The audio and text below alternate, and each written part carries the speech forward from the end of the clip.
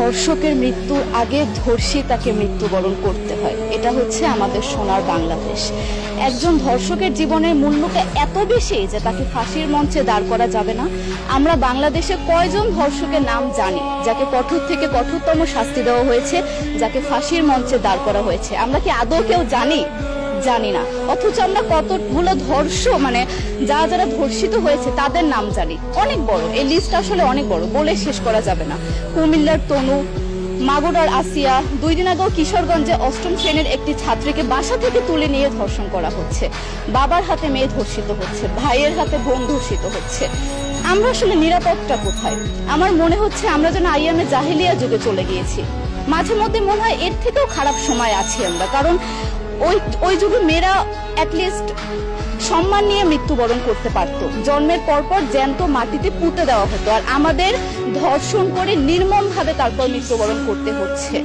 যদি সরকার আমাদের ওই নিরাপত্তা নাই দিতে পারে, তাহলে সরকারের কাছে আমাদের অনুরোধ, আমাদের জ্যান্ত মাটিতে পুঁতে দেখ। আমরা বেঁচে থাকতে চাই না, আমরা সম্মান নিয়ে মৃত্যুবরণ করতে চাই। আমরা এই দেশে থাকতে চাই না যে এই দেশে আমাদের কোনো নিরাপত্তা নেই, যে এই দেশে রাস্তা দিয়ে হাঁটলে আমাদের মধ্যে একটা আতঙ্ক কাজ করে, কখন কি না কি হয়ে যায়।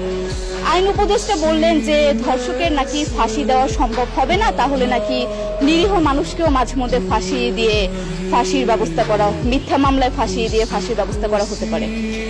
আইন উপদেষ্টার কাছে আমার প্রশ্ন, আল্লাহ না করুক আজকে যদি আপনার কাছের কেউ, আপনার বোন অথবা আপনার স্ত্রী অথবা আপনার মেয়ের সাথে যদি এরকম কোনো কিছু হতো, আপনি কি আসলে এটা বলতে পারতেন যে না, ধর্ষককে ফাঁসি দেওয়া যাবে না?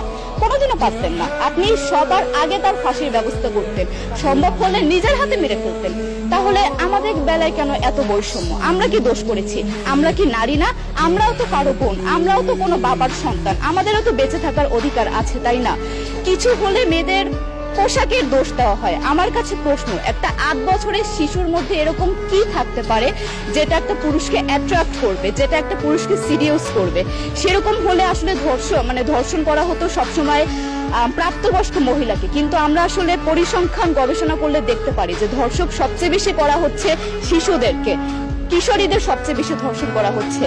দৃষ্টিভঙ্গি পরিবর্তন করুন, চিন্তা ভাবনা পরিবর্তন করুন, ধর্ষকদের আইনের আওতায় আনুন।